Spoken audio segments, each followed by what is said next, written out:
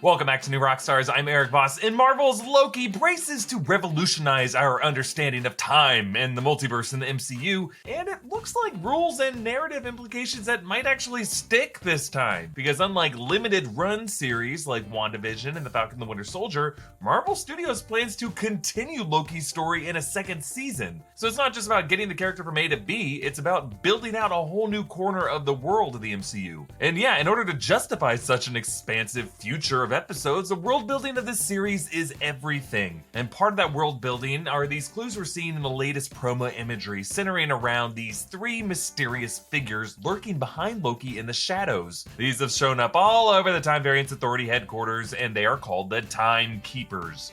You were created by the Time Keepers. Correct. Is that funny?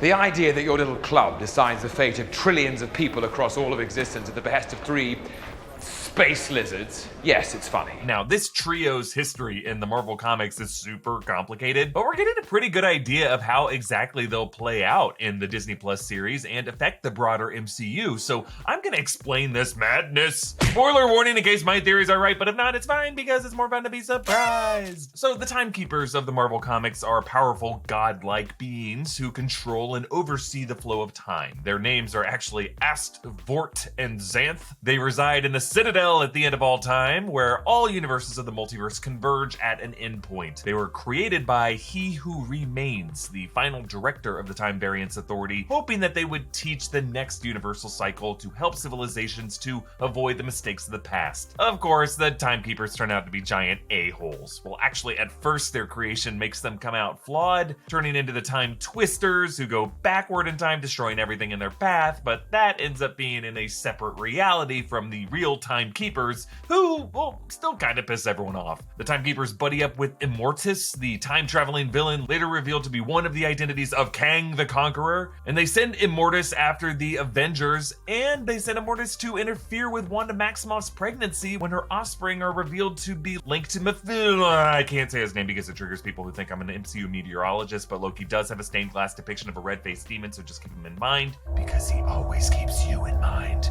Anyway, the important thing to keep in mind with the Timekeepers is that they are 1, totally ridiculous, 2, immoral frauds, and 3, actually built by a lesser power. And those qualities appear to be what the Loki series is embracing. Absurdly huge looming statues of the Timekeepers all over TVA headquarters in the wide layout, propping up one of those platforms Atlas style, also in the TVA archives, in their courtroom, and yes, now creeping up behind Loki on the poster. But like many statues in real life, do these represent an active living authority, or do they enshrine a past authority and values from a previous era? Loki understands this. When he posed as Odin in Asgard and Thor Ragnarok, he set up a statue in his own honor using the belief that Loki was dead. Of course, that was some bullshit, which is why I think Loki now calls bullshit here. I'm gonna burn this place to the ground. Now, it appears that the core plot of this series is Loki getting detained by the TVA after his timeline breach in Avengers Endgame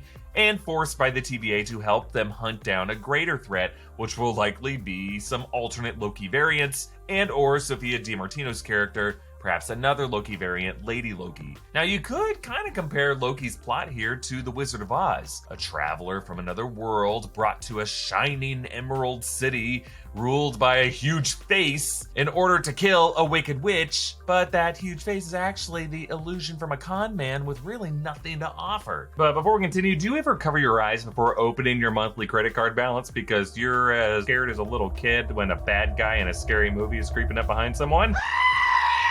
Well, Upstart can help you uncover those eyes so that you can finally feel the relief of being credit card debt-free. Upstart is the fast and easy way to get a personal loan to pay off your debt all online. Over 500,000 people have used Upstart to get a simple fixed monthly payment, and with a 5-minute online rate check, you can see your rate up front for loans from $1,000 to $50,000. Loan amounts will be determined based on your credit, income, and other info provided on your loan application. You can get approved the same day and can receive funds as fast as one business day. Don't let your credit card debt be the Michael Myers to your Jamie Lee Curtis. Find out how Upstart can lower your monthly payments today when you go to upstart.com/newrockstars. That's upstart.com/newrockstars. And don't forget to use our URL to let them know that we sent you. Loan amount to be determined based on your credit, income, and certain other information provided in your loan application. Again, go to upstart.com/newrockstars. So, who would be the man behind the curtain of Loki? Well, Richard E. Grant was announced early on in this show, but his role remains unknown, and he has yet to appear in any footage. Richard E. Grant is known for playing some nerd movie villains like in The Rise of Skywalker and Logan, but really his most celebrated role, the one he was nominated for an Oscar for, was Can You Ever Forgive Me, as a Weasley yet sympathetic fraudster who helps Melissa McCarthy's character trick literature collectors. I think Grant could be playing He Who Remains, an older, desperate but proud TVA agent who created the Timekeepers to establish the TVA's authority as divine, when in reality, these Timekeepers don't really do or mean anything. And the authority of the TVA really comes from the place it does for all bureaucracies: never-ending regulations and red tape. That way, He Who Remains could be the TVA's master clockmaker, who set up this vast infrastructure of the Time Variance Authority, made up some bullshit about their founders being this holy trinity of time gods to make everyone fear and respect the TVA, and then steps back to let this tightly wound clock tick away on its own. Now notice how front and center of that Loki poster is a character I was a bit surprised to see featured so prominently: the animated mascot of the TVA named Miss Minutes. In a recent Inside Marvel, I speculated whether Miss Minutes' appearance as a function or destination on the TVA elevator could make her the TVA's attack dog or torturer of misbehaving detainees. Whatever her role is, like with some workplaces, she could just live on as this annoyingly cute office motivator with catchphrases like, "Woo doggy!" But functionally, she plays the same role as a timekeeper, an automated symbol designed just to keep the clock ticking. But the reason Loki and his variants are such a threat is that Loki is a god, or at least he sees himself as one, like he has the ego of a god, and he knows all about setting up bullshit shrines in his own honor, so this whole majesty and symbolism of the TVA does not work on him. And I'm assuming Loki is perceptive and skeptical enough to assume that it wasn't he who initially broke reality into a messy multiverse. The multiverse already exists, and in truth, it could have been the higher-ups of the TVA, like director He Who Remains, who initially meddled with the time stream to serve his own ends and cover up some corruption. Now, as a proud member of the Kang Gang, I'm holding on to my Reach theory that what the TVA tells us are the all-powerful Timekeepers were, in reality, an experiment gone awry that led to one of these betraying the others and becoming Kang/Immortus, who, by the way, will be played by Jonathan Majors in Ant-Man and the Wasp: Quantumania. He's coming to the MCU,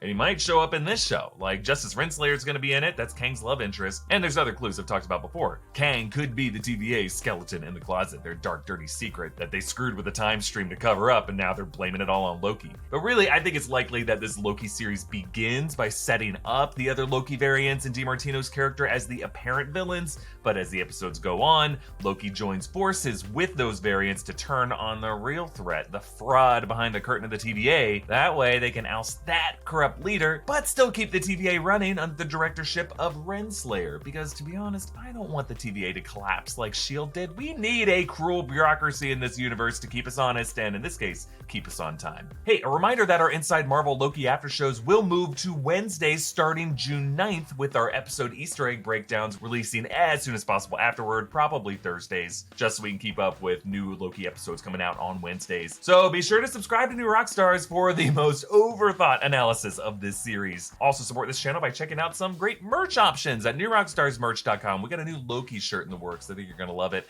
Follow me on Instagram and Twitter at EAVoss. Follow New Rockstars. Thank you for watching. Bye.